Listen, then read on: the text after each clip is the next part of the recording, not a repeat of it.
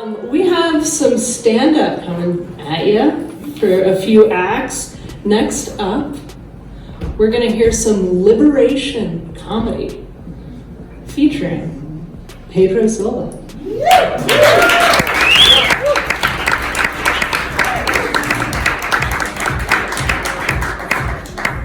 So you all are in for a treat today because I have like actually no idea what I'm going to say. I can't see 10 seconds into the future for some reason. I don't know what's going on with me right now, but I can't see past 10 seconds. Everything's just almost like right now. And I think it's, I'm like, my mom, she has dementia, right?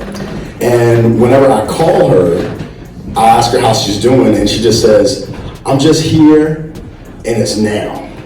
Which is like truth, you know what I mean? And a lot of people, they spend a lot of time trying to get to that place, and I used to feel sad because my mom is relatively young and she's in this state. But then recently, I was like, man, but does she feel sad?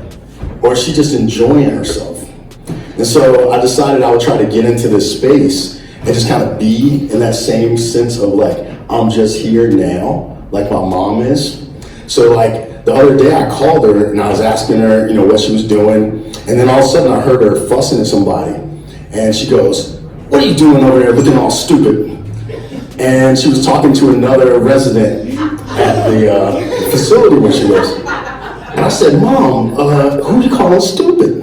And she said, this woman over here looking all stupid. What you looking at me for, looking all stupid? And I was like, Mom, don't call the lady stupid, Mom. And it brought me back flashbacks of when she was younger and with it. And I've been praying, saying I wish she was more like her old self. And then I saw a glimpse of it. And I was kind of like, but do I though? And she continued to just say, you know, call us stupid. I said, well, why are you calling her stupid? And she said, well, first, she is naked.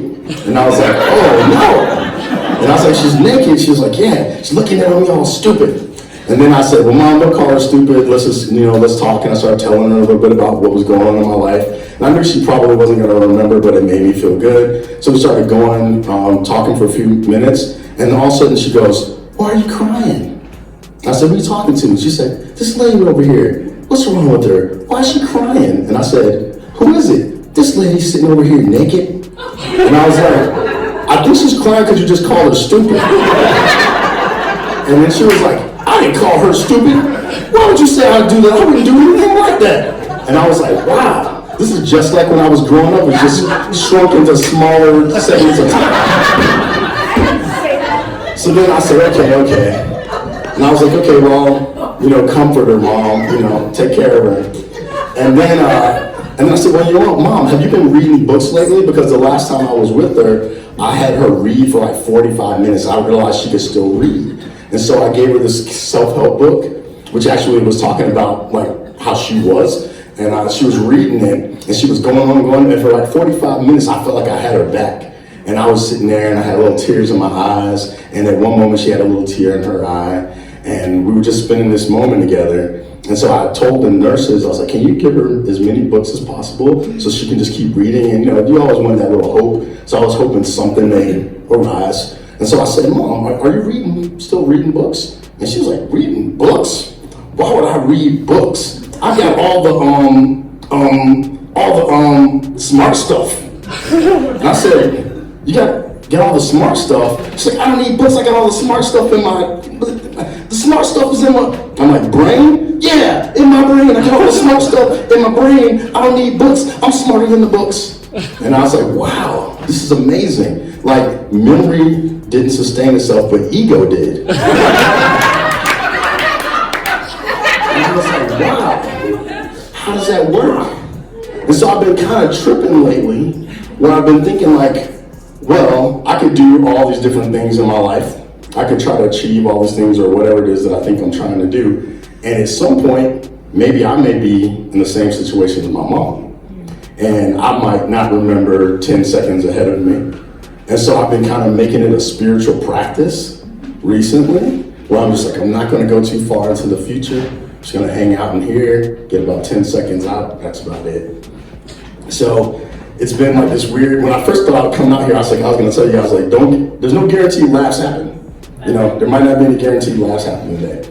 But I started this whole liberation comedy thing because I was doing a project trying to do climate justice in poor black and brown and poor white communities. And I had to call these people, and it was in the area where I grew up, in Virginia. And so whenever I call people, I felt this little bit of nervousness because they might treat me like a telemarketer and hang up on me or something like that. And I just didn't want to get hung up with someone in the area where I grew up. But I called. And unfortunately, a lot of people didn't answer. But at one moment, someone did. And so I was like, hello, ma'am. And she reminded me of my mom. And I felt this tender feeling at first. And so she said, what do you want? And I said, yeah, just like my mom.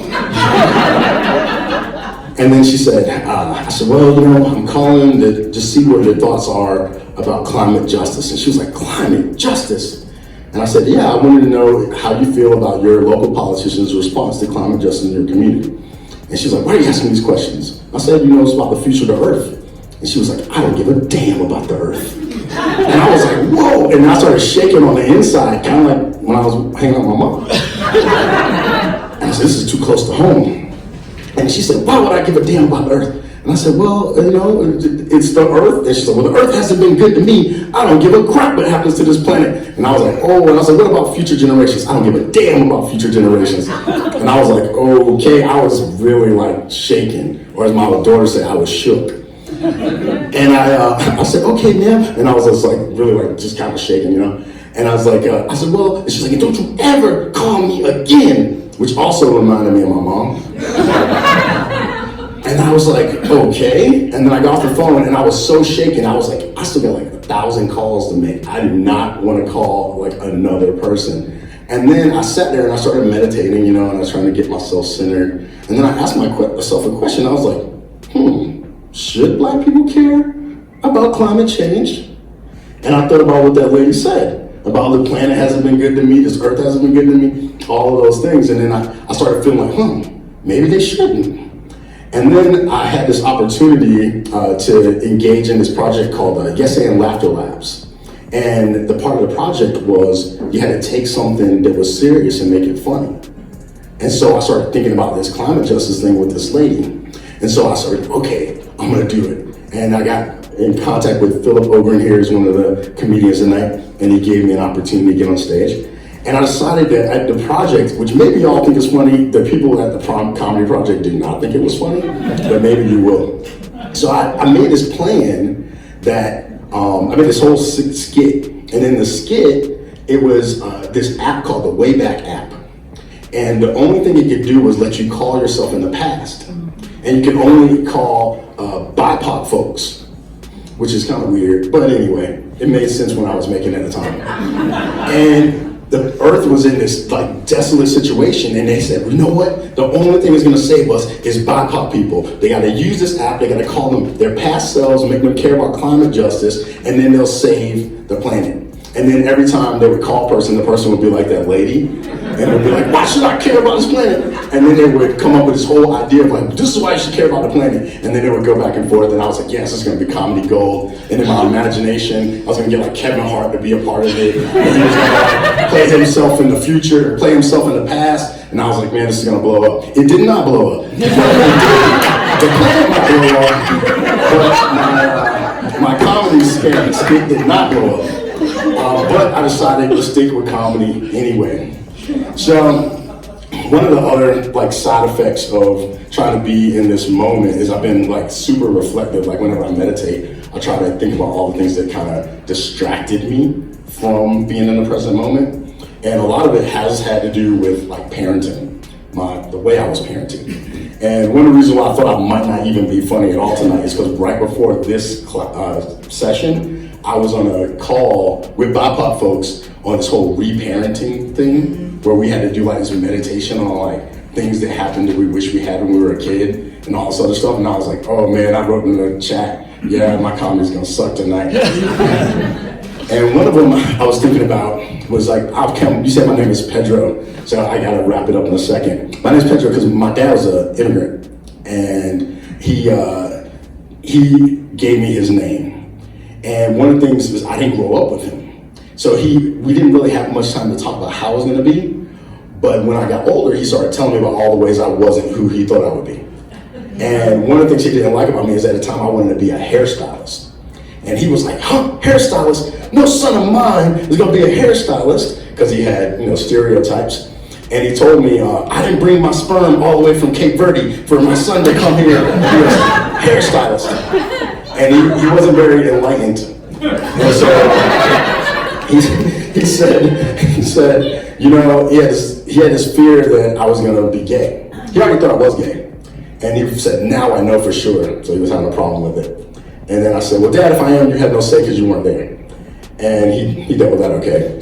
But then he gave me this statistic that stuck in my mind and made me realize that a lot of us are full of shit. And the statistic was, he said, listen, I want to honor whatever it is you want to be, but this is what's going to happen. He's like, 90% of all male hairstylists are gay, and the other 10 become gay within 10 years. And I said, where did that come from? And he was like, it's statistics, it's science. And I was like, Dad, I think I ought to take some classes and get reparented. So, at any rate, that's my time, I'm pretty sure. Thank you for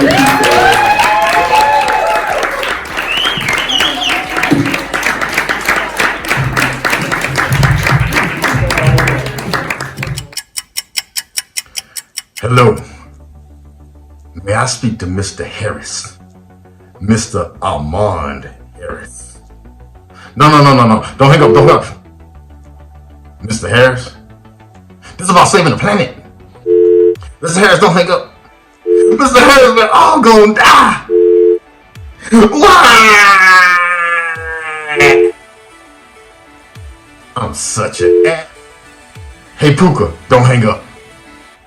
Yeah, I know no one else calls you that. Why do I know? Because I am you. From the future. So let me get this straight. You calling me from the future.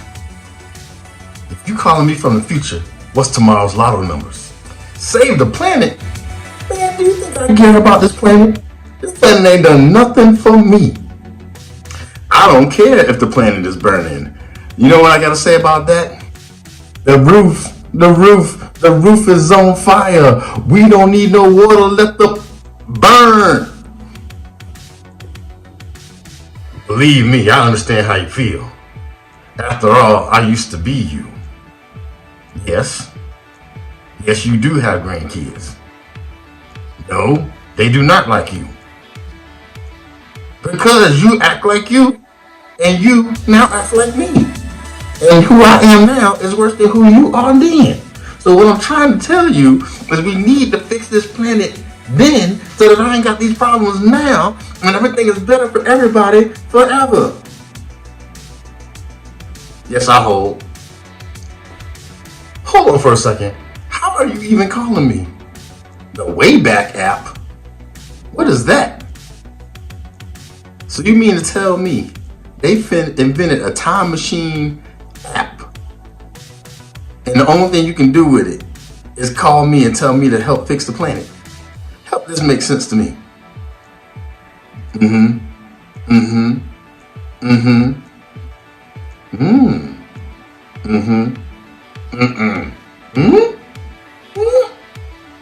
Kanye West.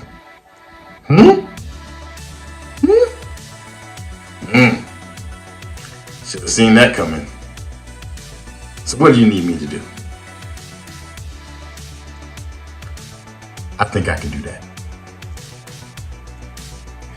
Hey kids, it's time to start recycling.